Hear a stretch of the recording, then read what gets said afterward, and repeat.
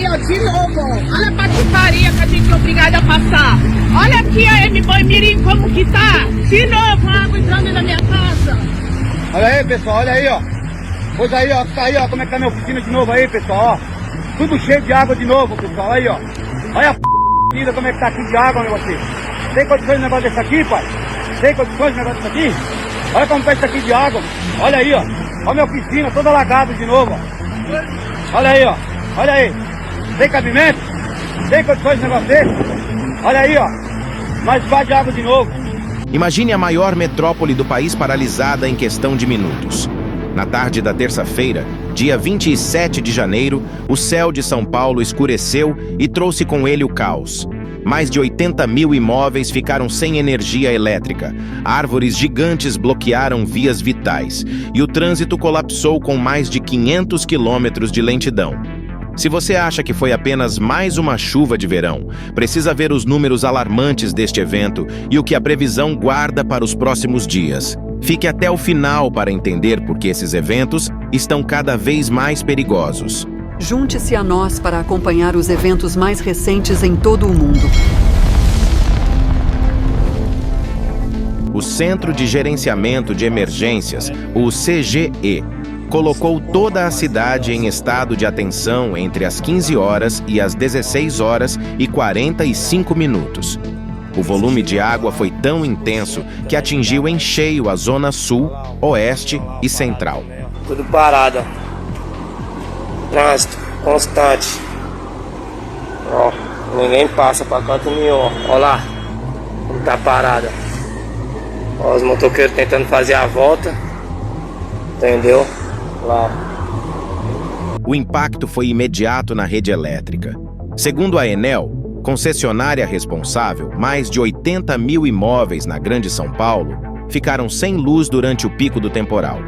A empresa informou que mobilizou seu plano de contingência, mas até o início da noite, cerca de 60 mil clientes ainda aguardavam o retorno da energia. Nas ruas, o cenário foi de bloqueios e perigo.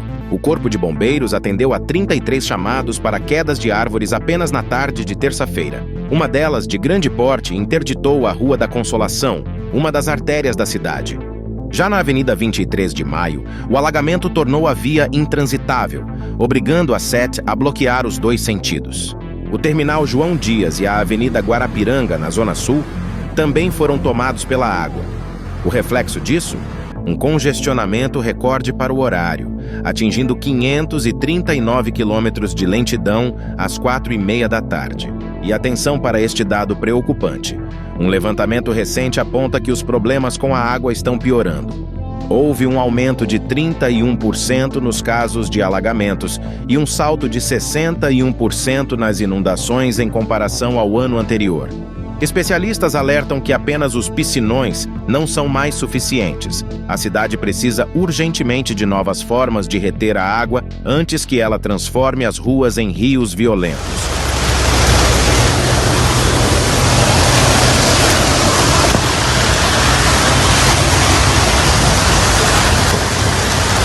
O temporal não poupou nem o transporte aéreo.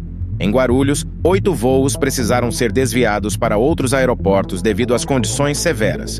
Embora a chuva tenha perdido força na noite de terça, a Defesa Civil emitiu um alerta importante. A trégua é breve. A temperatura deve subir ligeiramente, criando o combustível perfeito para novos temporais previstos já para esta quinta e sexta-feira. O solo encharcado e a previsão de ventos fortes elevam o risco de novas quedas de árvores. Diante desse cenário, a recomendação é clara: evite transitar em áreas alagadas e jamais em frente à correnteza. A força da água é enganosa e pode ser fatal. E você, foi afetado por essa tempestade ou conhece alguém que ficou no escuro? A infraestrutura da sua cidade está preparada para o novo clima? Deixe seu relato nos comentários, nós lemos todos. Para mais conteúdo, clique no vídeo que está aparecendo na sua tela agora. Nos vemos lá.